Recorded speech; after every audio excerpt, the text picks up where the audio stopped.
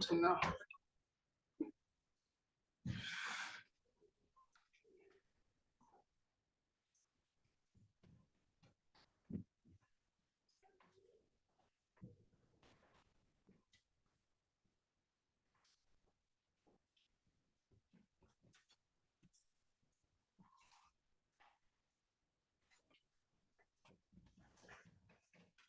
Okay, so I actually don't know how to use PowerPoint. How do I go back to the first slide? Do you know? Should be able to just use the arrow keys. Okay, I think it's a bit slow. Okay, alhamdulillah, finally got there. We just had layers and layers of problems. This was the first time trying out 2 screens and first time trying out this laptop, and I upgraded to Windows 11, had to downgrade again, and all my stuff was lost. Layers and layers of problems. But I had it backed up, I just didn't have time to put it back on again. And then I even have a PowerPoint app to, had to download all that stuff. It's just a nightmare. And then just quickly, what I done was I actually prepared for the course. Everything's all prepared, but I just forgot to prepare the first presentation for the first lesson. So everything is done except for the first lesson. Because you know, when your notes are all over the place, like research is easy, but to put it all together, that's the difficult part. So I actually forgot. I left that. I thought I'll do that later, but that later became last night, which wasn't so helpful.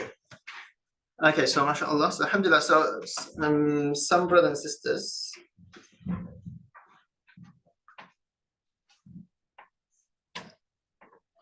If the sisters can do me a favor, there's a big TV next to you guys on the wall, that CCTV one. Can you just turn that off? Just press the off button. Should be in the middle somewhere.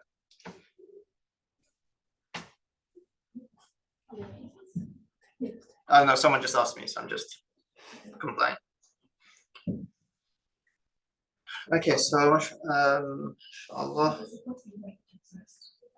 Okay, so I know every face except for, what was your name? Abdul Latif. Abdul Latif, mashallah. Where are you from? Nigeria. Nigeria. You Chatham or? I live locally, I just live in the area. Oh, okay, inshallah. So working or a student? I'm working. And every face, all other faces I know, mashallah. And from the sisters, how many sisters are here?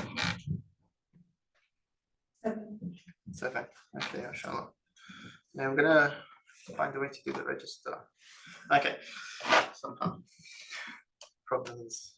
Okay, so let's see how it goes. So this is so today will be a bit rusty, so we'll get a hang of it today, and hopefully by second or third session we'll get the hang of it, inshallah, how it's going to do.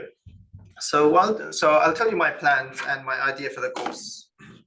So the way this course is going to work, so this course is intended not just to be lectures, but it's intended to train the student. So we're going to cover 3 subjects. So number 1 is fiqh. So fiqh deals with Islamic law, and we'll go into a bit more. Number 2 is seerah, the life of the Prophet Muhammad ﷺ, and number 3 is aqidah. So out of all of them, so fiqh is obviously more practical, more hands-on. It's a day-to-day. We need fiqh for everything.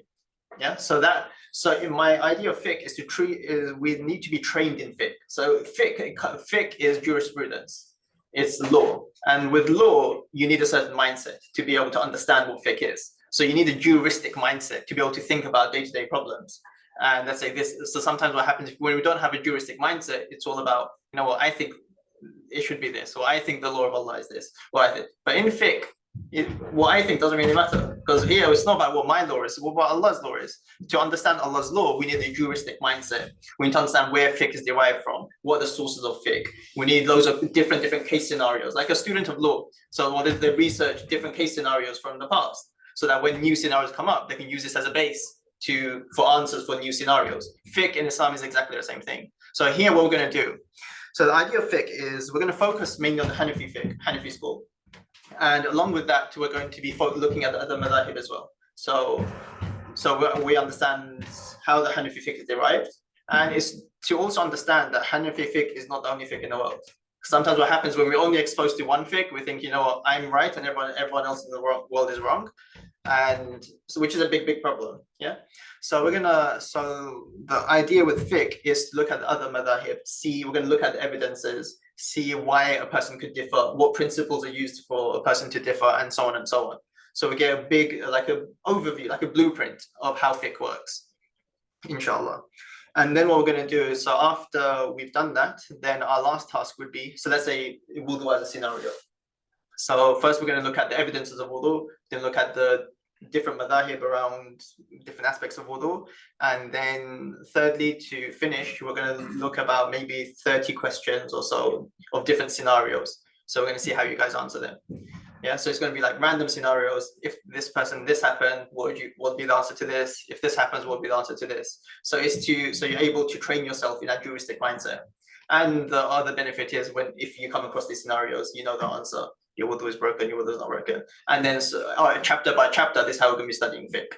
So I'm trying this course out. So I've not taught fiqh like this. I've taught fiqh, alhamdulillah, for many years, but I've never taught fiqh like this. And I've been looking around, I haven't found fiqh being taught like this. Generally, we started with one madhab and just goes. And so we'll see. It's a trial course how it works. So we can adjust the course as we need to, as we're going along, depending on the ability of the students as well. So I did put this out as an advanced course. So, but if it's too advanced, we can lower it down a bit. So we can adjust the course to the students. If let's say someone is completely like, above our heads, then there's a potential of starting a beginner's level 1 course as well. So where we purely focus on Hanafi fiqh, understand everything to do with Hanafi fiqh and seerah and so on first. So that's the idea with fiqh.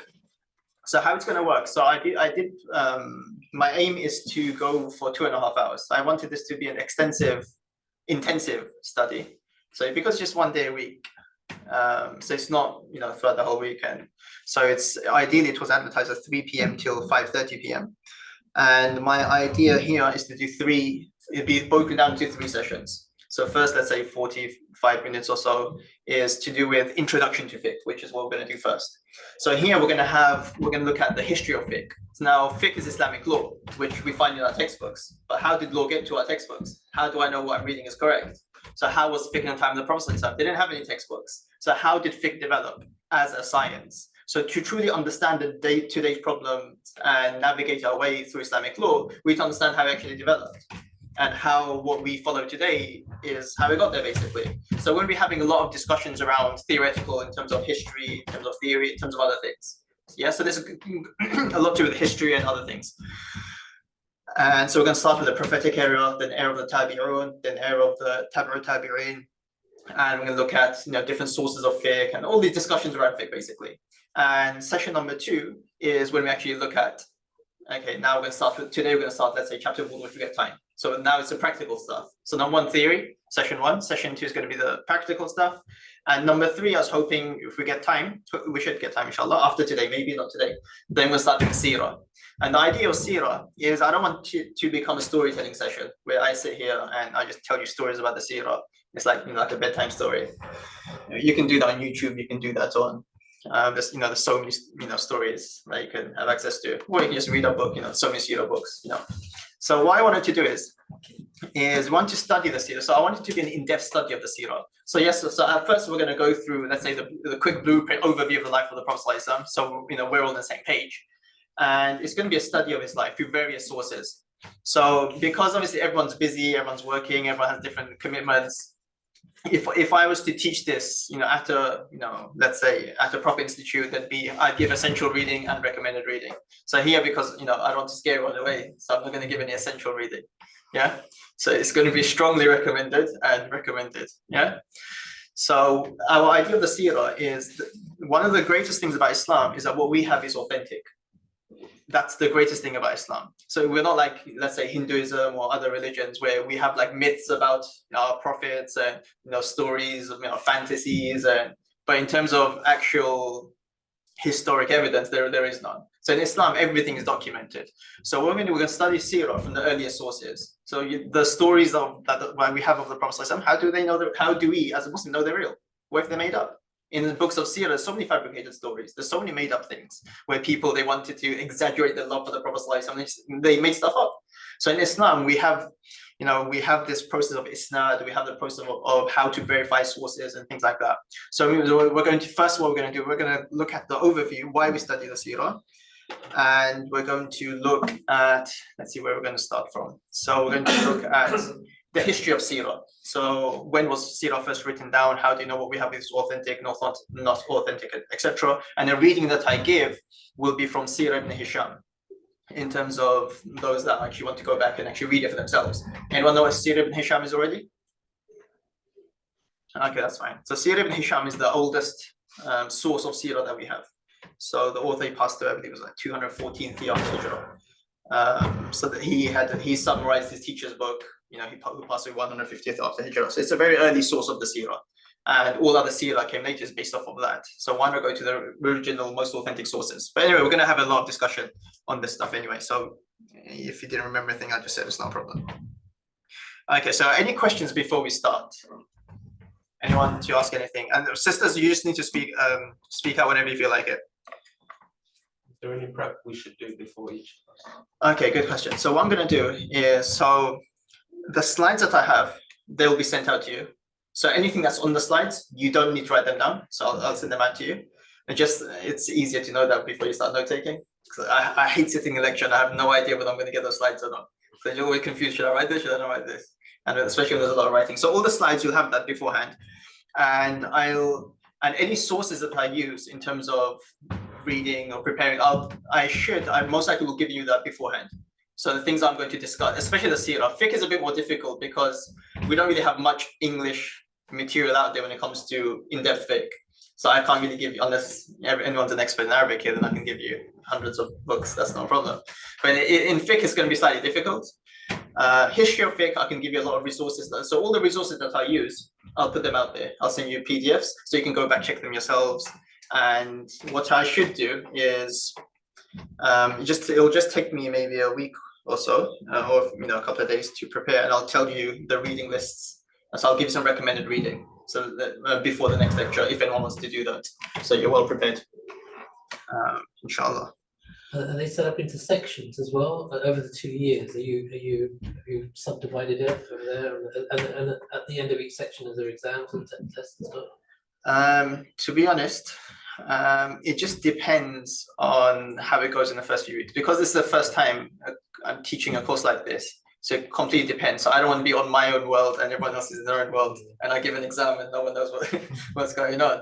So I'm going to base it around the students, really. So this is like it's a first time experiences for myself and for yourself as well. So we'll have to just tailor it as we're going along.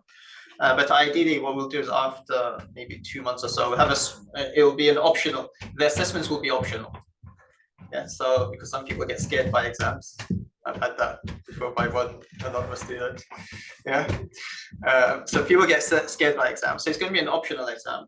But what the exam will show me as a teacher is, let's say students do it, it will show me, what, you've taken the course and you really benefit from it. And me as a teacher, I know, okay, this person has fully grasped these sort of topics. So then, inshallah, even let's say one day, down the line, you want to get involved in masjid, I know, I can rely on this person has studied fiqh properly. Let's say, I need a cover teacher for something, let's say for the children, wherever we're teaching, can you come in one day and deliver this lesson? So it just means as a teacher, I know like how much my students have grasped. So that's it. But if you don't want to do that, that's not a problem either. So you want to just take benefit from the course, not do an exam, that's fine as well.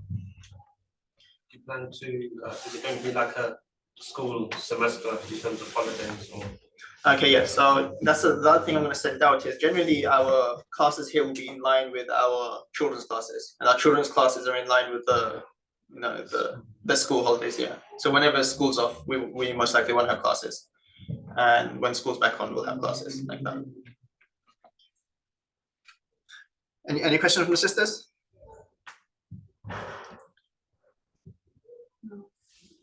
And yes, and all the lessons will be recorded. So if anyone's missed anything, you can catch up.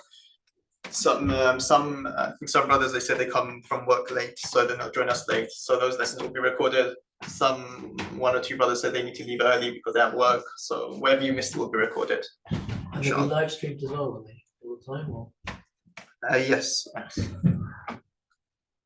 Okay, an idea though. Yeah, so the reason why I really emphasize that I actually wasn't going to put this course online.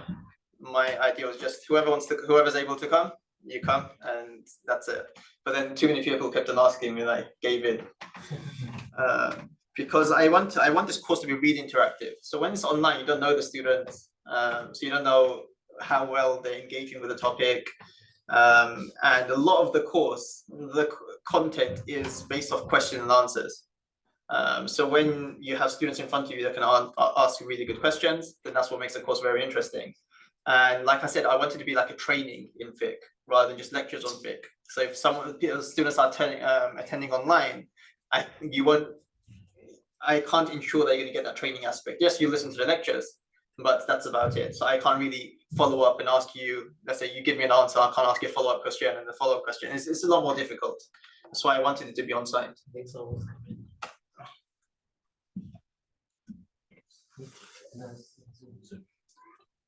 Okay, any other questions before we begin? Okay, so let's start. And feel free to give me feedback how you found it, anything that needs to. Sometimes what happens, I tend to speak fast because I want to cover a lot of content, but then I realize that no one's understanding anything. So feel free to give me feedback. If there's too much information, too little information, to go faster and go slower. So that's all fine as well. So I welcome feedback. So there's nothing. Don't be scared to offend me or anything like that. Yeah. Okay, so let's start. Okay, so we're going to start with our first session. Let's see how much we can get through today. So it's already half an hour in. And if halfway through a lesson and it's been going on for too long and your brain's fried, just put your hand up and ask for a break. Yeah, so that's no problem either. You give you a break, give me a break as well. Yeah, because sometimes I think that this stuff's easy because I've been doing it for years, but then I realize that it's not easy for everyone. It just fries your brain, and going on and on after your brain's fried, there's literally no point to it. So give both of us a break. Yes. Okay. So let's start. So I want this to be a relaxed environment. It's not just you listen. So you listen, I just speak. So whenever you have a question, put your hand up. Whenever you want to have a discussion, we'll stop the whole thing. We'll have discussions. Yeah. So it's a relaxed environment, inshallah, and the sisters as well. So I expect I should hear the sisters more than the brothers. Because brothers, I can see them, so I know that they're there. So the sisters, the only thing I've got from you guys is to hear you. Yeah. So you need to stop me as much as possible and just interrupt and shout out and let me know whatever's on your mind, inshallah. Okay, so let's start. So this is our first session on the introduction of fiqh. Okay, so we're just gonna have a basic background on fiqh, just so we're all on the same page. So we're gonna understand what is the realm of fiqh and the prophetic error, the sources of fiqh, objectives of the Sharia. We're going to learn about definitive rulings and speculative rulings. This is it's probably the most important thing I'm going to do today.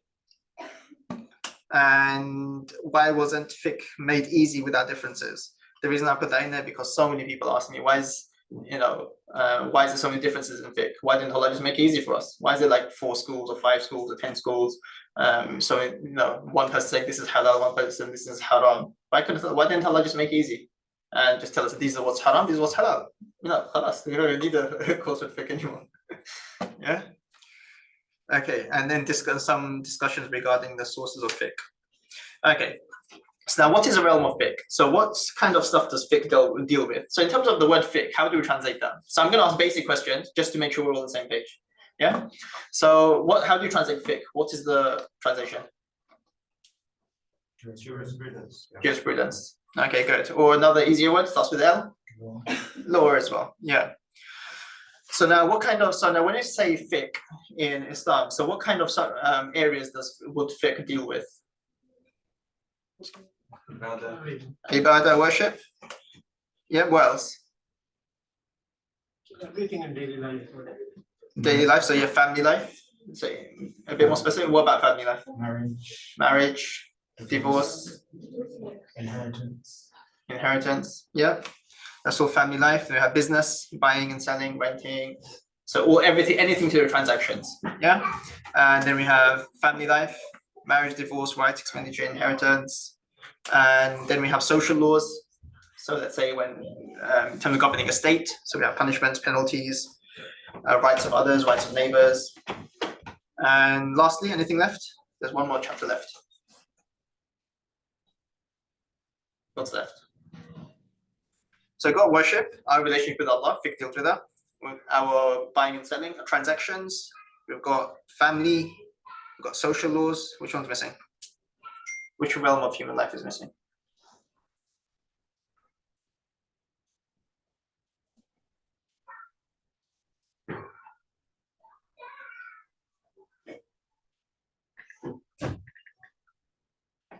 So let's do that.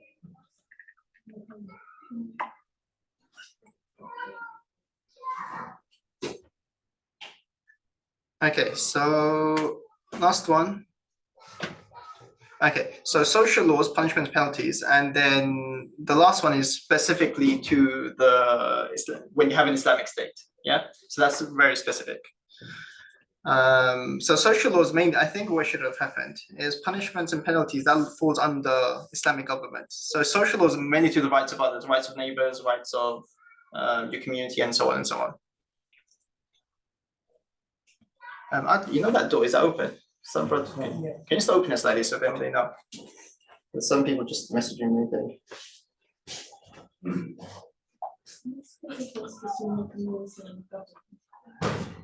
Sorry, could you say that? Repeat that, please. What's the difference between the community and the government? Okay, so I actually put the example probably in the wrong place. So government laws so there's certain things that only government can do, which is apply hudud, capital punishment, and all of these sorts of stuff falls under government. So in terms of like penalties, punishments, and so on. And social laws are things that aren't to do with the government. So I just put the examples in the wrong place. So social laws would be like the rights of your neighbors and things like that. So rights of, when you're interaction with people outside your family members. Does that make sense? Yeah. That aren't really to do with the government. Okay, so now fiqh in the prophetic era. So in the time of the Prophet ﷺ, there were no classes specifically for fiqh. So the Prophet ﷺ never said, okay, you know what, we're going to come to the masjid and I'm going to learn Islamic law. That did not happen. So as law was revealed to the Prophet ﷺ, whenever it was revealed, the Prophet ﷺ practically demonstrated what to do. It's like, for example, Salah. There was no lesson on, okay, these are the faraid of Salah. These are the wajibat of Salah. If you do this in Salah, this is what breaks your Salah. There's nothing like that. The fiqh in the time of the Prophet ﷺ was simply, Sallu kama ra'aytumuni usalli. Pray as you have seen me pray. How did the Prophet teach wudu? Is when the command of wudu came down, he demonstrated, he performed wudu. The Sahaba know what to do, and he observed him while he was worshipping himself.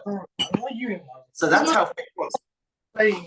Because my phone's on a fast charger. My charger, I haven't opened my phone, so I just wanted to charge. Yeah, I'm just gonna change. Samir, can just mute your mic. Okay, so that's how fiqh was in the time of the Prophet ﷺ. Or let's say in the fiqh there was no hypothetical scenarios. The Sahaba did not ask if this were to happen, what would be the ruling, because they just had too much respect for the Prophet ﷺ and that awe of the Prophet ﷺ as well. Something Umar radiallahu anhu, says in one hadith, he said, I waited about 5 years. For 5 years, I wanted to ask a question to the Prophet ﷺ, but I wasn't able to. And one day a Bedouin came. And Bedouins, they were known for being harsh and without much manners. They told him the question, told him to go say to the Prophet ﷺ. So they had this level of awe and respect with the Prophet ﷺ as well. So they would not ask hypothetical questions. If this happened, then what would happen?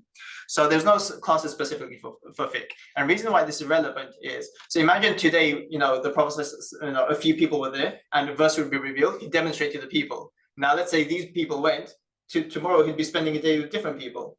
So then when laws would come, the same people wouldn't have witnessed what happened today. So in the time of the Prophet ﷺ, the knowledge of fiqh was scattered. Not everyone. Today we can say that most of us who have actually gone through a system where you actually study fiqh, let's say you study chapter of cleanliness and salah, we would have more knowledge on this than the Sahaba, because there was no systematic lessons for the Sahaba like this. They had scattered knowledge. That's why even many of the scholars of the past, they would say that deen is not taken from all of the Sahaba.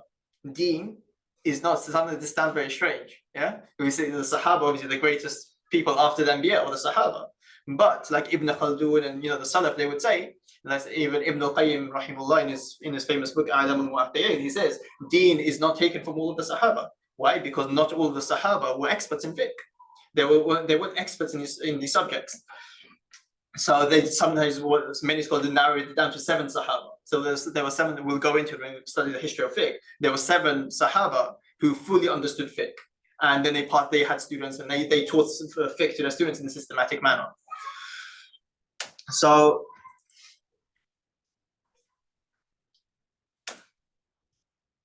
okay, so now in the time of the Prophet ﷺ, so whenever a ruling needed to be known, Allah would reveal it to him. So it would come and mentioned in the Quran, and then the Prophet ﷺ would wait for a revelation to come, and once a revelation came, he would inform the people of the rulings. That's how it was. And sometimes revelation did not come down. So hence the Prophet ﷺ would either wait, if it was something that he could exercise his own ijtihad, he would exercise his own ijtihad. And sometimes in the own ijtihad or reasoning of the Prophet ﷺ, sometimes he made mistakes, sometimes he was correct. So even the Prophet ﷺ made mistakes in fiqh. Yeah.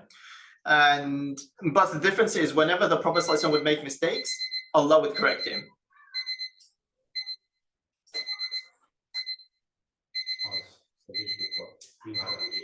Is that gonna go off? Yeah, it's gonna go off. Okay. So sometimes the Prophet made mistakes, sometimes he didn't. But the difference was whenever it was a mistake to do with Sharia, Allah would correct him straight away. Allah would correct him. For example, in the Battle of Badr, there were 2 mistakes that the Prophet made. Yeah. So the first mistake was in terms of where to camp. So we'll come to this in Sirah. So first they were deciding where to camp, and the Prophet suggested this is how we're going to set up our base. And one Sahabi said that, are you doing this because of revelation, or is this your own opinion? And the Prophet said, this is my own opinion. And the Sahabi said, okay, you know what? Let's do it in a different way. Something else will be better.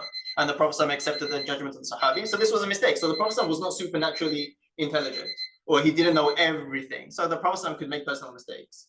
But when it came to the Sharia, so here that wasn't to do with the Sharia. This is just a personal opinion. When it came to the Sharia, which mistake did they make in terms of in the Battle of Badr? Anyone know? Sorry? Stay where they were. No, that was a mistake. Anyone know? From the sisters, feel free to answer. And online as well, feel free to answer. Anyone know what the mistake is? Any guesses? Anyone from the sisters? Okay, the mistake was in terms of what to do with the captives. Now, after the Battle of Badr was finished and the war was over, now there were a good number of captives within the grasp of the believers. Now, what should we do with them? Abu Bakr radiallahu anhu, and his opinion was in line with the Prophet Muhammad sallallahu alaihi wasallam. They were of the opinion too. Anyone know? That wasn't their opinion. No. Freedom. Yes, in exchange of money. So one was that their relatives from Makkah will pay money, and then we'll free them. And if someone's relatives were poor and they couldn't afford it, then they would teach 10 of our children how to read and write. And once that's done, then they're free to go. So the Prophet ﷺ is a very soft-hearted person. Like we're saying with Abu Bakr radiallahu anhu, their opinions would always be in line with each other. Their temperament was exactly the same. Whereas another had with Umar radiallahu anhu, it was a completely opposite. And his suggestion was, we will get the relative from Makkah to kill the relative. Not from Makkah. The Muslim relative that migrated to Medina, and now they will kill their relative who's been captured, who's a non-Muslim. So he had the most harshest way of dealing with everything. And the Prophet ﷺ obviously didn't like that, so he went with Abu Bakr. But Allah actually, because this was the first battle between the Muslims and the non-Muslims, and this is when after the Muslims have been persecuted, and after they migrated to Medina, Muslims still have not been left alone. After even, imagine like running away from Makkah for your life, and now the Muslims have still not been left alone. And now they end up having a battle.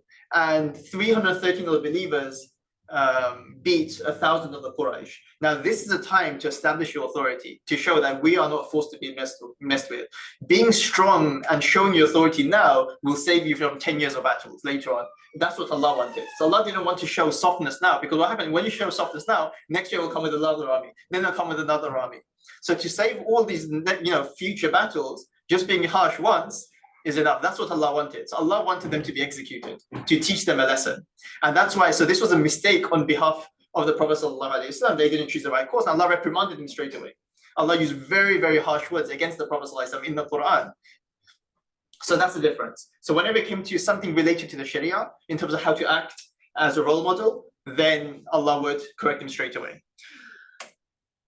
And when it came to personal opinions, oh no. Adil, but in that grey bag, there's a charger. Can you just bring that charger right in the corner?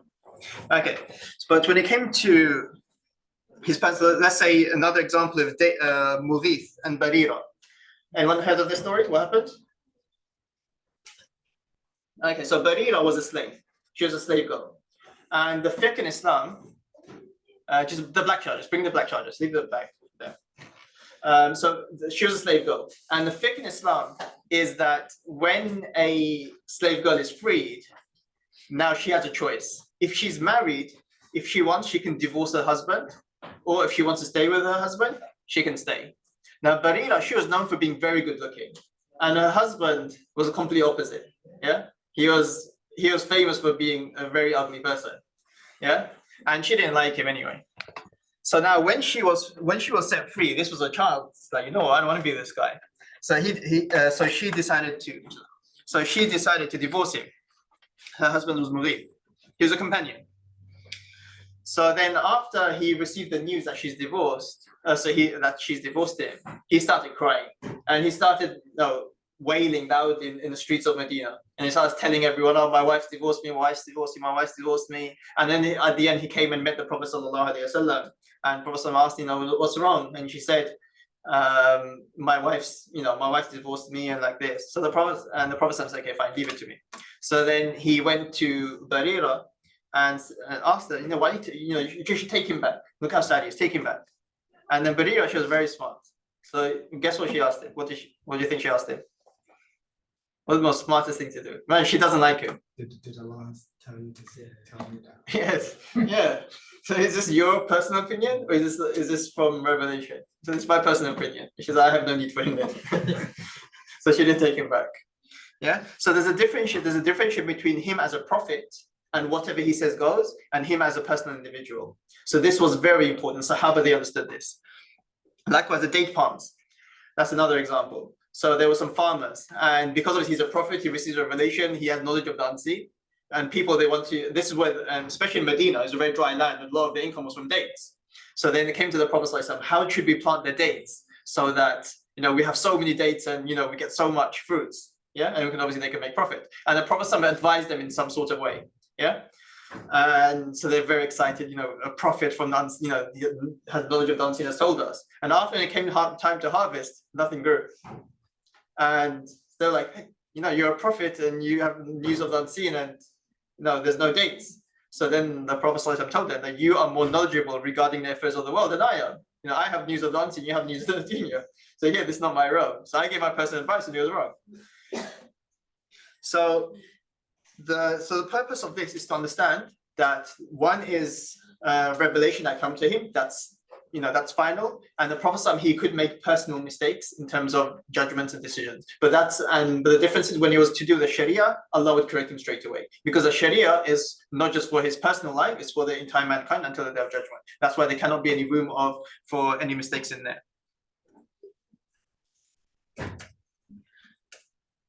Okay, so I'm supposed to ask you the question next. How many years was the prophetic error? 23 years. Okay, so what age did the Prophet become a prophet? 40. Which age did he pass away? 63. Some people have to think about that. Yeah, so 23 years. 40 plus 23 is 63. So the prophetic era is 23 years. I guess we've already discussed this stuff. Okay, and in the time of the Prophet ﷺ, it wasn't just the Prophet ﷺ using his own reasoning. The Sahaba would do it as well. And he would actually encourage the Sahaba. The Prophet ﷺ would train the Sahaba to be able to come up with answers when there's nothing clear in the Quran or the Sunnah of the Prophet ﷺ. And whenever differences arose, the Prophet ﷺ always encouraged it. So exercising our own efforts to come to the right conclusion is not something just frowned upon in Sharia. This is something we have to understand. It's not something which is frowned upon in Sharia. It was something which encouraged by the Prophet sallallahu alaihi wasallam. And whenever the Prophet sallallahu alaihi wasallam sought to, and the interesting thing is, whenever a companion or two groups of companions gave him two different answers, the Prophet many times accepted both of them. He didn't say, no, you're right and you're wrong, or you're right and you're wrong. He accepted both of them. And which is very significant.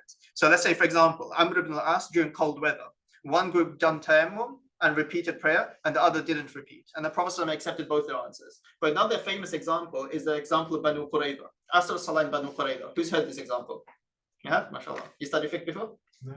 Okay. Yeah, so this is a very important example, which shows, with this example, we can understand how fiqh works, which was the Prophet ﷺ, he said to a group of Sahaba, he said, لا يصلين أحدكم في بني قريظة. يصلين العصر في بني قريظة.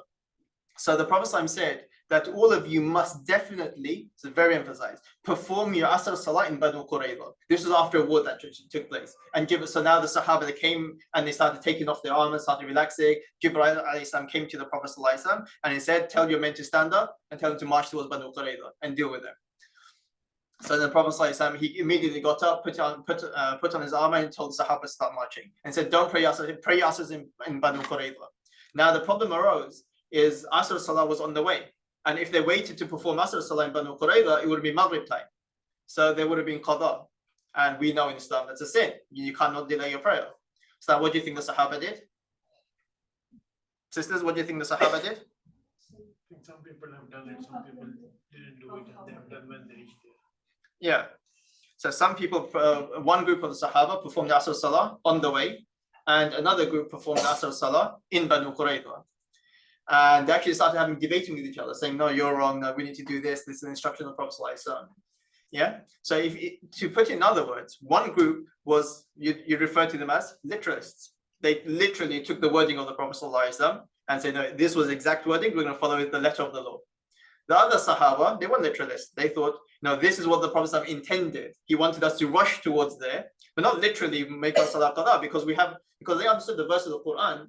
The verse of the Quran is clear cut. The verse of the Quran says, "Inna salata kanat ala al-mu'minina kitaban mawquta." That every prayer has its own prescribed time. Now the Sahaba, they knew this. So now one group of Sahaba, they thought they were literalists. This hadith overrides the Quran. So hence, because this Quran verse was revealed much later, and this is a new command from the because the Prophet is a legislator, by the way. He's a legislator. Just how the Quran is a legislator, he can initiate laws. The Prophet he's also a legislator. He can initiate laws. So some Sahaba are thinking from this lens that this is a new legislation, yes, and now the letter of the law says we abandon the old one. Some Sahaba, they said no. Yes, he is a legislator, but he's just encouraging us to go faster. So here they took the spirit of the Sharia, not in terms of the letter of the law. And then afterwards they're debating who's right, who's wrong. Then when they came back to the Prophet sallallahu alaihi wasallam, he was silent and said, you're both right. Yeah. So he didn't rebuke anyone. He didn't say, you're wrong or you're right. So it shows what? So when Imam Shafi'i, he says regarding this, when it comes to doing ijtihad, this is a obligation upon all those people who possess the ability to do ijtihad. But in terms of the outcome of ijtihad, we don't have control over whether the outcome of ijtihad is right or wrong. Yeah. So that, as long as we've done ijtihad to the best of our ability, then that is inshallah accepted by Allah. But it's only from those people that are capable of doing ijtihad. Yeah. But anyway, we'll come to this in a lot more details coming. Okay, so but now after 23 years, after the Prophet passed away, the legislator has gone. So now we can't add new rules or take away new rules and so on and so on. So, and this is the where the rulings of the Quran, they come to an end. It's this verse in Surah number 5, verse number 3. Today the disbelievers have given up all hope of undermining your faith, so do not fear them, fear me. Today I perfected your faith for you, completed my favor upon you, and chosen Islam as your way. So with this verse, the rulings of Islam has come to an end. So now there'll be no more additions, and there'll be nothing deleted either. But we'll understand this in a lot more detail afterwards, inshallah. Any questions so far about how fiqh worked in the time of the Prophet ﷺ? And the Prophet trained companions, by the way. Yeah. After that verse was revealed to the Prophet, Yeah. Were there any new rulings made after that? Do you know? Or Well, there's a long discussion on this between us, but the majority say there wasn't any new rulings. There were other verses that did come down after this verse, but according to the majority of the Mufassirun, they weren't to do with the rulings. They were just advice, they were nasiha, they were, and so on. Okay, so that's how fiqh was in the time of the Prophet ﷺ. And he trained companions well. So let's say, I think it might have been Amr ibn al-As, that a group of people came to the Prophet ﷺ and they wanted to know the rulings. And he was there. So the Prophet was there, his companion was there, and he turned to his companion and said, you tell them who's right and who's wrong. So you judge between them. Now you apply the rule of the Quran and Sunnah upon them. And he said, no, should I rule and you're present? And the Prophet said, yes. And he encouraged them, he said, that if you get the answer right, you get 2 rewards. And if you get the answer wrong, you get 1 reward. And the principle that we draw from this is when a qualified scholar exercises all of his efforts to arrive at the right conclusion in the Sharia, even if he's wrong, he still gets 1 reward. And if he's right, he gets 2 rewards, which shows that what Allah wants us to do is to use our human efforts to try and arrive at the right conclusion. And even then, if we're wrong, that will be forgiven. Yeah, but that's only for a person that's qualified. That's where the Prophet did not ask every single companion, by the way, everyone, you do whatever you think is correct. No, he did not say that. He asked those that were most qualified. That's why we have a few hadiths where the Prophet encouraged the Sahaba to exercise their own ijtihad. It wasn't just, just general proclamations from the minbar. By the way, everyone, you do what you believe is right. So that's why from this, number 1 is if a qualified person exercises their efforts and they arrive at the wrong conclusion, they are still rewarded and they are not sinful. But because the Prophet did not say this to the unqualified Sahaba, that's why if a person who doesn't have the capability to go back to the Quran, to the Sunnah, Arabic, or the principles and things that you need, the tools of ijtihad, if that's missing from a person, and then they make a mistake, we believe that they will be sinful. So this is what they draw from this. And the Sahaba, they all understood how to do ijtihad. Not all of them, but the learned amongst them, they understood this. Okay, so now the sources of fiqh. The number 1 source of fiqh is obviously the Quran. So our law comes from the Quran. There are 4 sources of fiqh. Who knows them already? Just say me if you know them. Anyone from the sisters? Anyone know the 4 sources of fiqh? Right, you must know them. So like Imam Abu Hanifa, Shafi'i. They're not actually sources of law. They are interpreters of the law. So they tell us what's inside the Quran. So sources of, I'm sorry? Quran and Hadith. Okay, good. So the first one is Quran. Second one is the Sunnah, which is synonymous to Hadith. So what we mean by sources of law, where these people, they, in terms of, this is where fiqh comes from. So let's say humans, after the Prophet ﷺ, they don't actually initiate the laws. They just tell you what's inside the Quran. They tell you what's inside the Sunnah. That's why, let's say if Imam Abu Hanifa, he went against the Quran, deliberately, he would say, no, we're not going to follow you, we're going to follow the Quran. If any of the great Imams or any of the jurists of the past, they went against the Quran and Sunnah, we'll say, no, we can't follow you over here. We have to follow the Quran and Sunnah. Because if we say that we're going to follow the Quran, we're going to follow Sunnah, and we're going to follow Imam Hanifa, we've made them on par with each other, isn't it? So Imam Hanifa is on the same level as Allah and the Quran and the Prophet. Yeah. Now that we don't say that. So we say Imam Abu Hanifa and the other jurists, they are interpreters of the Quran and Sunnah because they had the knowledge, the vast knowledge as required. What would be the 3rd source of Sharia? The previous revelations. That's actually no, because when the Quran is revealed, it abrogated the previous revelations. And yeah, Ijma is one of them, mashallah. Quran, Sunnah. And another one, there's one more. So we have the Quran. So number 1, whenever we want to know something in Islam, we go to the Quran. If it's not in the Quran, we look at the Sunnah. Now, what if something is not in the Quran or the Sunnah? Then how do we arrive at this? How do we conclude that this is law of Allah in this? Any actions done by his companions. That's true. Now we're going a bit deep. That's actually an elaboration of the Sunnah. So let's say when the Sahaba, they do something. Now, why would they do it? Because they must have got something from the Prophet ﷺ. So it's a separate discussion we're going to have at a later stage. But generally, the actions of the Sahaba, even many scholars consider them as Sunnah. That's why we look at, different Imams had their own different principles. Now, one interesting discussion comes. Imagine the Prophet says one thing and the Sahabi is doing something completely opposite. Who do you follow? The obvious answer is the Prophet Muhammad ﷺ. It's actually not so obvious. Many of the great Imams, they follow the Sahabi. And you ignore this hadith. Why? Because who knows the hadith better? Us or was it the Sahaba? if them knowing this hadith and they still contradicted it, what did it show? They must know maybe it was abrogated. Maybe this was specific to a different scenario. So there's a lot of interesting discussion around this. So because of the differences in principles, that's why they arrive difference. That's why there's so many differences in ruling. But we're going to go into the principle and things at a later stage, inshallah. So we have the Quran, we have the Sunnah, and we have ijma, like Brother mentioned. Ijma is a consensus where all of the scholars of a generation, they agree that this is how it is. Yeah. So let's say it's something not mentioned in the Quran, it's not mentioned in the Sunnah, but we all believe that this is the case. For example, can you marry your great grandmother? There's no mention of it in the Quran. There's no mention in the Sunnah. So if someone really, wanted to marry their great grandmother, are they allowed to do it? No, ijma. Yeah, it's a consensus. So when Allah referred that do not marry your mothers, it referred to the grandmother, the great mother. How do we know that? It is free consensus of the ummah. Yeah. So this is also another source of the Sharia. And the third source of the Sharia, fourth source, sorry, what would it be? So imagine, let's say, there's no mention of cannabis in the Quran. Is it permissible for me to take cannabis just for recreation? There's no mention in the Quran. There's no mention in the Sunnah. There's no mention in the Ijma. So it should be halal. You can have a cannabis session here. Sorry? Ijtihad. What do you mean by ijtihad?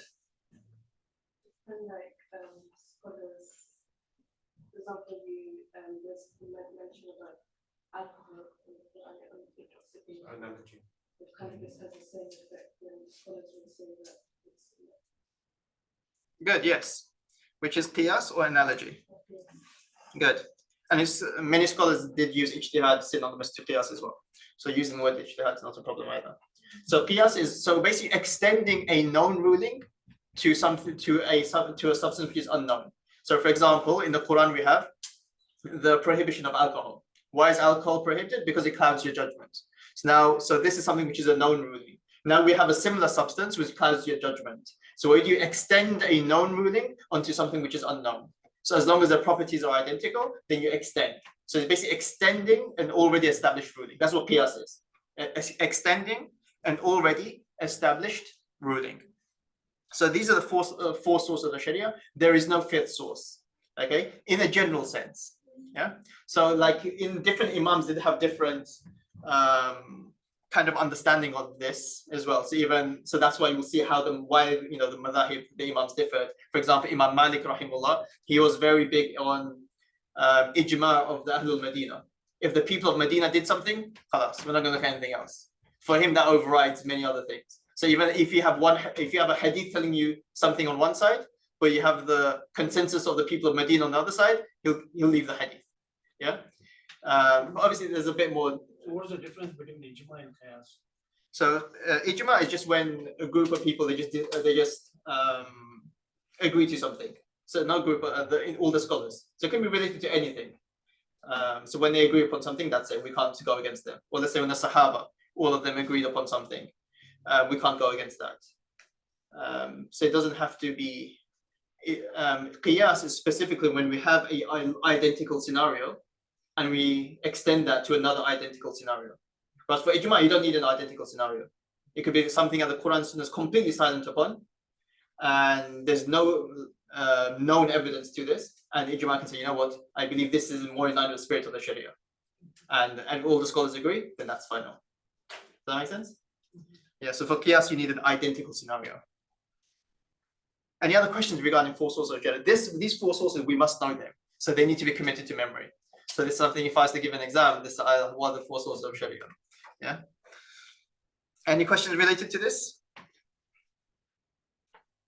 Okay. So anyone that comes after these four sources, they are not source of Sharia, but they're mainly interpreters of the Sharia or expounding upon the sources. So if I say something contradicts that, you leave what I say, because we as Muslims, we're commanded to follow these four things. There is no fifth source of the Sharia. That's why it's very important for us to understand. Sometimes what happens is our culture becomes a fifth source of Sharia, or what my imam did becomes a fifth source of Sharia. These are not sources of Sharia. When someone's actions or statements or communities, whatever, contradicts the sources of Sharia or what's inside the source of Sharia, we abandon that. Okay, so we've got a few things before we go for a break, inshallah. Let's see. Okay, now question is, what are the objectives of the Sharia? Why did Allah reveal us the Sharia? Sharia is the whole system, the law of Allah. Yeah. So what's the purpose behind it? What's Allah trying to preserve? Why didn't Allah just create human beings and let us do whatever we want?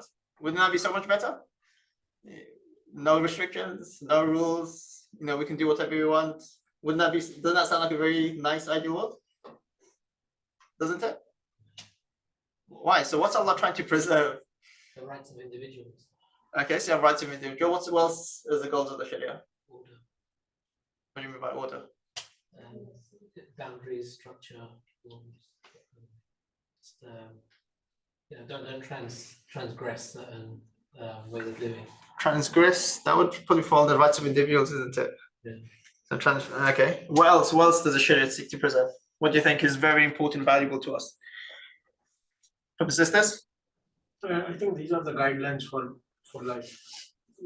But specifically, a guideline in terms of to preserve or protect what? So when he says rights of others, which is very important, imagine if we didn't have laws, I could steal whatever I want from you and I'm not accountable. As long as I don't get caught, it's fine, isn't it?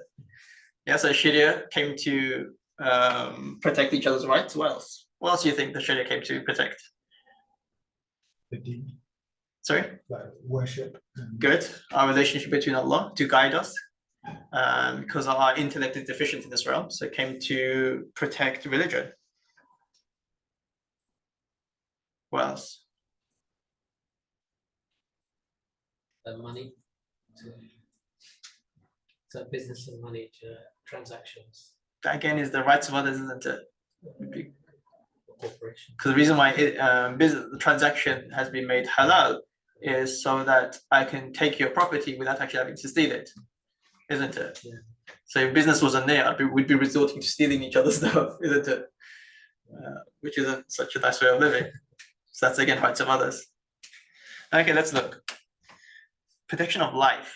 Yeah. So one is okay. It's not just the rights or property or protection of life. Yeah. So you can't. That's why you have what commands from the top of our heads. What commands are there in Islam for the protection of life? Suicide.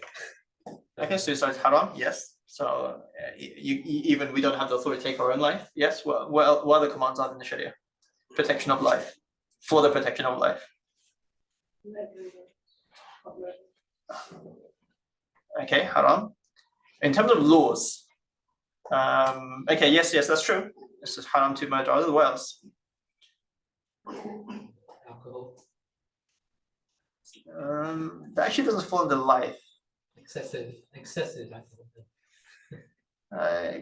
Possibly. Use halal meats as an example. Sorry, can you say that again? Use halal meats as an example because it shows like the way we should treat animals to protect them. Possibly. Would you say that we're not getting the children with their quality or not being able to provide them? Okay, good. Yeah. So that's explicit mention of that. Do not kill your children and for your property. What else? What about from a state level, Islamic state level? What laws are there to protect life? Imagine, someone lived in an Islamic state, governed by the Sharia. So what laws are there that will protect life from the government? With the army to protect certain areas. That's the level of law where Allah leaves it to us, so that we can, decide how we want to do that. So that's not per se in the Quran where you must do this. So we have in Islam we have the hudud, which is, let's say, qisas. We believe in life for a life. So if you killed someone, then the punishment for that is death, is a capital punishment. So that law is there specifically in the Quran to preserve life. So imagine if in the country you have capital punishment, qisas, like how, who would be, which young person would be there, dare to stab someone with a knife? It would be very, you're going to think twice because you could get the capital punishment. But if it's a 3 years in jail, I'll come back out of jail with some street reputation and people think I'm cool and everything. Yeah, so imagine if there's capital punishment there. Then in terms of, so that's one mechanism that Islam says to act as a deterrent to prevent people from unjustly taking other people's lives, which is the qisas. And there's many other rulings out there. to protect life, protection of property. Yes, that's why we have the halal and haram transactions. We have, from a state perspective, what laws are there to protect other people's properties? Should be an easy one. It's on the news all the time. Can't steal the doors. What happens if you steal? The hands get chopped. Yes, chopping off hands, isn't it? Yeah. So like, we hear in Saudi all the time where people can just leave their businesses, they don't have to close them, go for salah, come back whenever, no single thing's going to be stolen. People are scared. Yeah, so these are to act as deterrents. Interesting in the Ottoman Empire, when they're actually ruling by these things, that in the whole 500 years of ruling, there's 1 or 2 actual instances of where capital punishment actually occurred, because these are such strong deterrents. No one wants to even try it and get away with it. You just rather you won't even think about it. So these aren't, it's in an Islamic state. It's not like these things will be happening every day. Like be 5 beheadings and 5 chopping hands. This happens very rarely. Is to make the punishment so severe they don't even think about committing these crimes.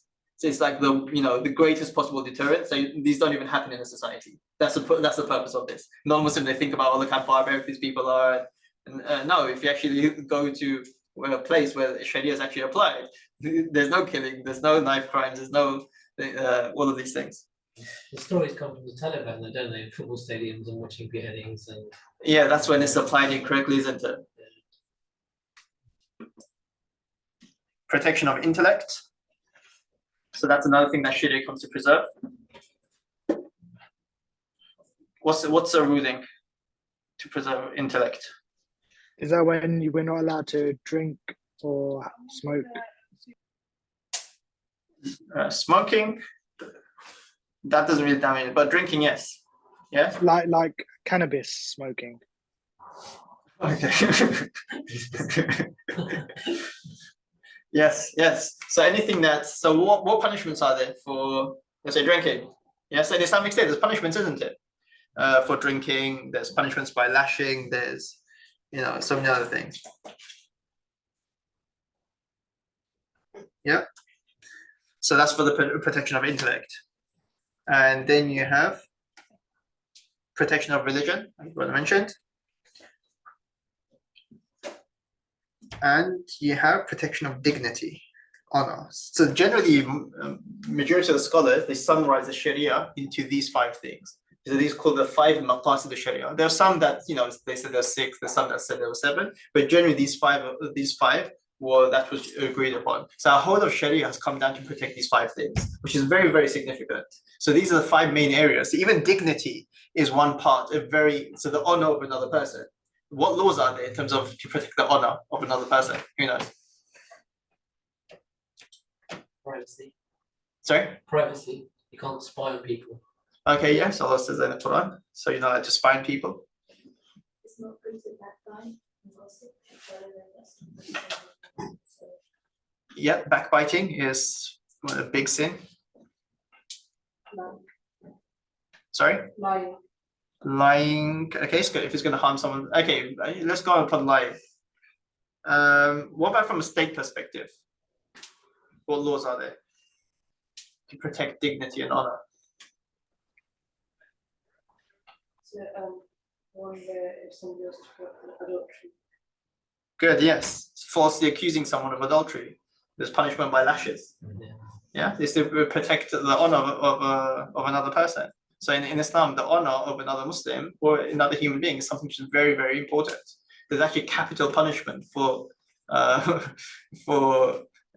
taking someone's honor. Yes, in Arabic, we call it haddul qadhaf, when you falsely accuse someone of adultery and you can't prove it. So even if, let's say, you've seen it, then they've done it, but you don't have the proof. The judge is not going to be so happy with you. So you only accuse someone where there's proof, there's eyewitnesses, that there's so many rules and regulations. Yeah. So if you go around accusing someone of something and you don't have enough proof, then the capital punishment is applied on you. If you can prove it, then it's applied, whatever. But if you can't, then there's a big problem. So protection of life, property, intellect, religion, and dignity. So the Sharia has come to protect these 5 things. These are very important. Okay, how much? Should we go through this slide or should we take a break? Okay, so we're on the last break. Okay, let's take a break, inshallah. How long break? 5 minute break? Yeah. Okay, let's take a 5 minute break.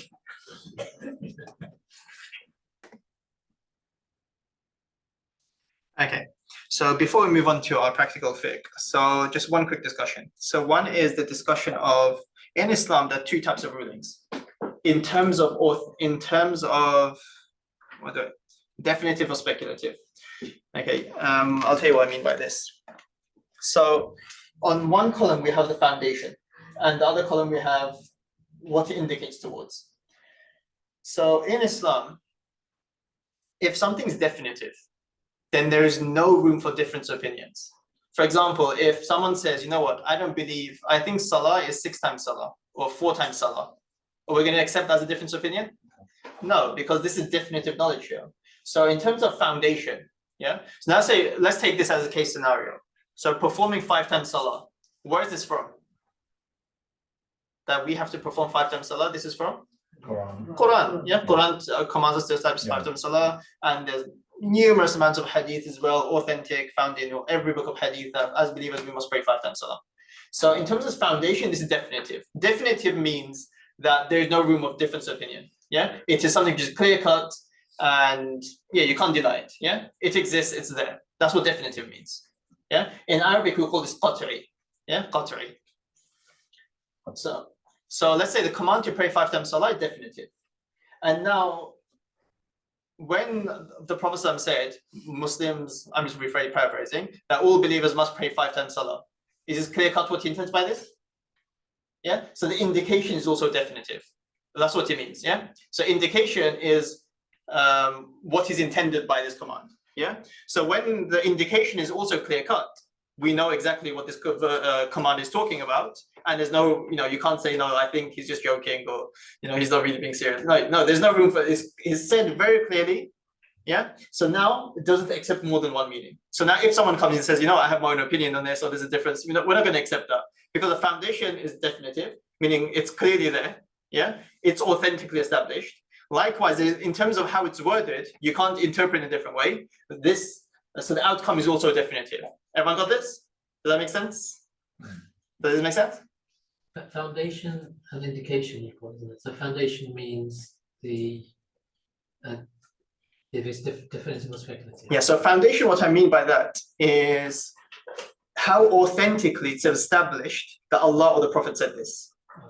Yeah, so by foundation, I mean how authentically is established that Allah or His Messenger has actually said this.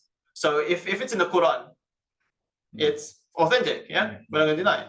If it's in a strong hadith, we're not going to do that. But if it's like in a very, very weak hadith, the foundation, will that be definitive? No. Or let's say if you have a fabricated hadith. So here the foundation would be speculative, yeah? So by foundation, I mean how strongly it's established in terms of that they actually said it. Yeah, does that make sense now? Yeah, and in terms of its indication, is it clear what was intended by this command? Or is it commanded in a vague way where you can have different opinions, what was intended, and so on? Yeah, so it's worded very clearly, and we know exactly what's going to mean. This is definitive. The reason, and I'll tell you why we need to know this. Yeah, so when it comes to definitive commands, there is no room for what? Everyone? Just to make sure everyone's following. When it comes to when the foundation is definitive, indication is definitive, there is no room for different opinions. Yeah. For example, praise Salah, command to the wealthy to give zakat, to fast in the month of Ramadan. Foundation is definitive. What we've understood from this is also definitive. If someone comes and says something different, we're going to reject this person. Okay. Now, sometimes the foundation is definitive. Yeah. But the indication is speculative. For foundation being definitive, for example, how does a foundation become definitive? It's found in the Quran. Or when it comes to the Sunnah or Hadith, it must be strong. Foundation is definitive. But sometimes the indication, in terms of how it's worded, has room for different opinions, isn't it? Yeah. So let's say, did the Prophet mean obligatory? Did he mean a strong recommendation? Or can it be interpreted in a different way? Yeah. So the wording is slightly vague. Yeah. So whenever you have a wording which is slightly vague, what does it accept? It accepts more than one meaning, isn't it? Yeah. So it accepts more than one meaning. Yeah. Now here, if someone says, you know what, I think he meant it like this, we're not going to have too much of a problem with it because the indication was speculative. Yeah. So let's say if I interpret in one way, who's to say everyone else has to interpret in my way? Does that make sense? So here, if there's difference of opinion, we're going to tolerate that. Yeah. Now, okay. So here, difference of opinion is tolerated when the foundation is from the Quran or strong hadith. So the foundation definitive. But what was intended by the command, it's up to, it's vague. So we can understand in different people can understand in different ways. Does that make sense, everyone? Catch me on two. So this accepts difference of opinions. Number 3. Now the foundation is speculative. For example,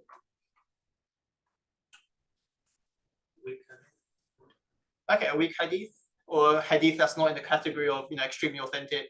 And we're going to look at hadith categories at a later point. Right? So let's say it's not absolutely authentic. Can something from the Quran be speculative when it's open to interpretation? Yes. So in terms of foundation, it will be in terms of foundation, it will be definitive. But in terms of indication, it can be speculative, isn't it? Yeah. Does that answer your question? Sorry. Yeah. So we're on chat number 3, weren't we? Yeah. I even lost me. Yeah. So the foundation is speculative, for example, a weak hadith. But in terms of what is indicating to is definitive. That this is exactly what the Prophet meant. There's no doubt about it.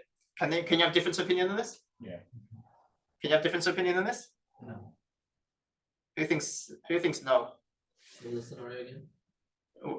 The third scenario. So it's a weak hadith. Yeah. So the foundation is speculative. Yeah. But the wording is very clear that this is exactly what the Prophet meant. So you can't interpret any other way. So can you have a different opinion on this? Put your hands up if you think yes. Yeah. Put your hands up if you think no. MashaAllah, I think all the sisters were correct. MashaAllah.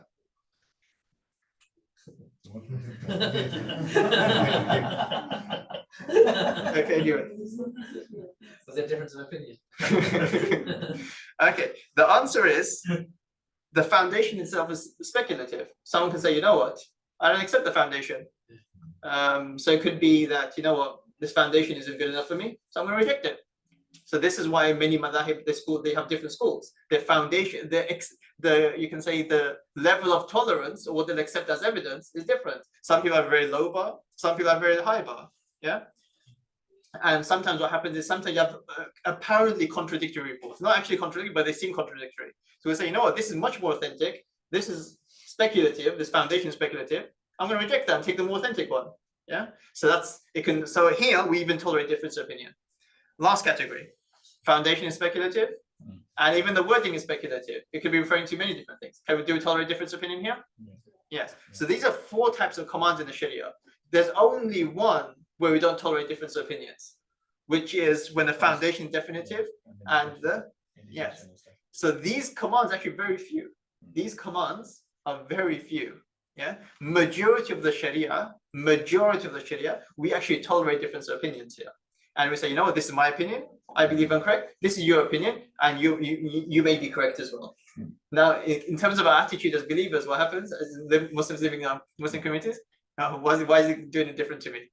Where do you get his knowledge? What's this from? Our complete opposite attitude is opposite. We believe that, or we act as if majority of the Sharia is clear cut, and only a small amount is difference of opinion. Yeah. So this is very important that we know this. What happens is the more we know this, understand this, the more open-minded we'll be. So once, even like in time of Sufyan al-Thawri, one person came to him. So this was a student and said, look at this person. He's doing something. So Sufyan al-Thawri is a big scholar of hadith, big scholar of fiqh. Yeah. So he's had so many students. He's in the time of Abu Hanifa, he passed away 161 Hijrah. So someone came to me and said, look at this person. He's doing different to what you've taught. And Sufyan al-Thawri's response was, maybe he's following the opinion of this person. And another time in the cave, well, look at this person doing something different. Every time this same question posed to him, he said, maybe he's following the madhab of this person. Maybe he's following the madhab of that person. So when you have more, the more knowledge you have, the more tolerant you are. Sometimes we believe, especially in our Asian communities, the more things we can make haram, the more pious we are.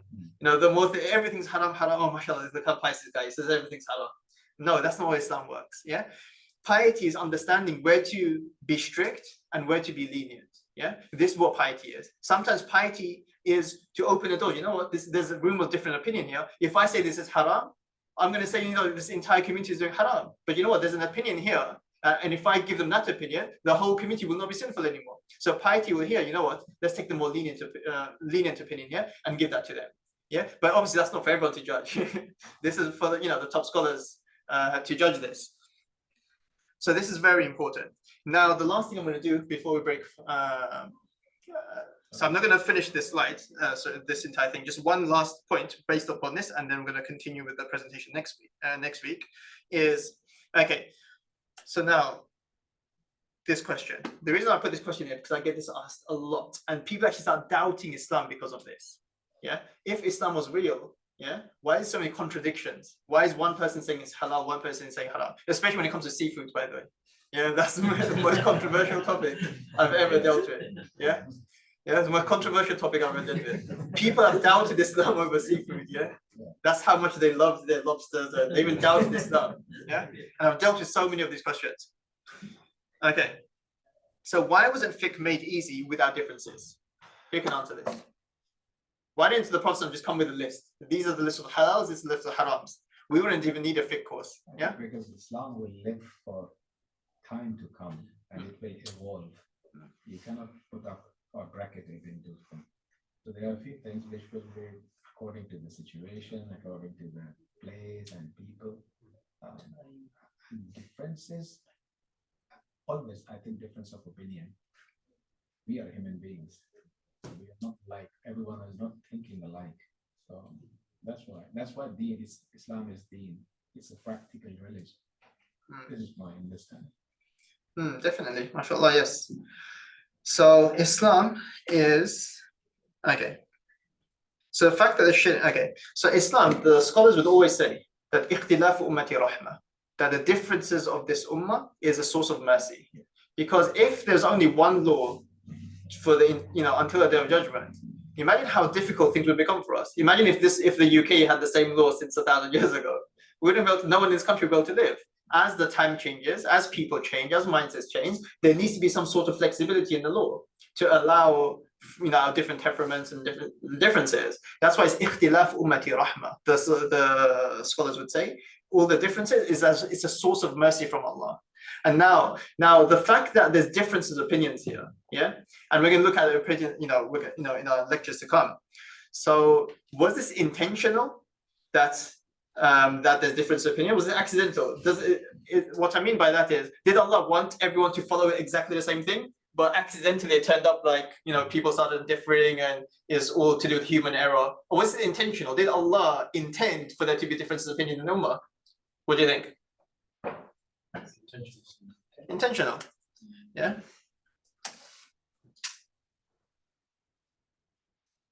Okay. So what it does. The fact that Allah has made some, this is very important. The fact that Allah has made some commands definitive, yeah, where there's no difference of opinion. This is an indication that it was possible for Allah to make all the commands definitive. Everyone agree with that? Yeah. The fact that some commands were definitive, Allah made them intentionally definitive.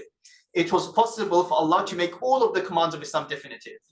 The fact that He didn't, it shows that He intentionally made some definitive, where He did not want us to disagree with. Salah, Sawm, Hajj, and so on. And He made the others speculative to allow room for different opinions. Does that make sense?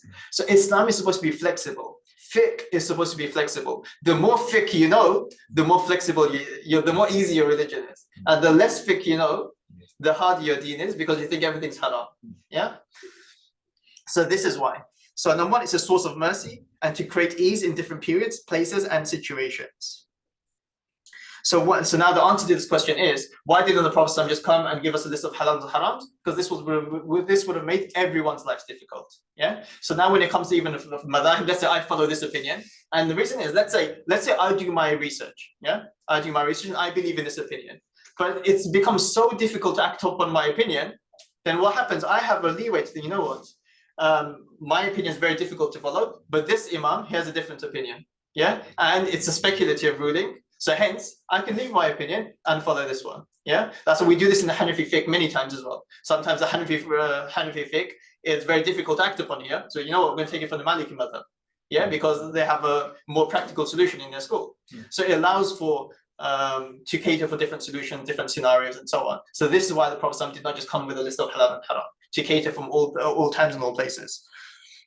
So then we'll end our discussion on history here. So what do you? Small question as well. Yeah. There are 4 schools of thoughts. Yeah. Obviously, everything they differ on, we're assuming that they're all speculative rulings. Yes, Everything definitely. they agree on is definitive. Definitely, yes. Yeah. Yeah. So if anyone has a different opinion on something definitive, it's absolutely rejected. Yes, we don't entertain anything on that. So inshallah, so hopefully what we're going to do next session, we're going to look into the era of the Tabi'een. Then we're going to go work our way through to how the 4 madhabs were formed. Because they weren't formed in a vacuum. The 4 madhabs, Imam Wahid didn't come out, I'm to start my own school. And very excited, gets his pen out and starts his own school. No, it didn't work like that. So inshallah, what we're going to, my plan here is to work our way through and see how they developed organically. And then how they continued. Let's say Hanafi madhab is the largest madhab in the world, by the way. Yeah, everyone know that? But does that mean it's the most correct madhab? So why did it become the largest madhab? So, these are interesting discussions which I have. Yeah. So we're going to look at so the history up to the formation of the madhab, and then how it spread after that, who the main students and so on. So we have a good understanding of fiqh, inshallah. So we'll get ready for Asr Salah, and after Asr we'll have a quick session. We'll look at wudu, and then we'll call it a day, inshallah.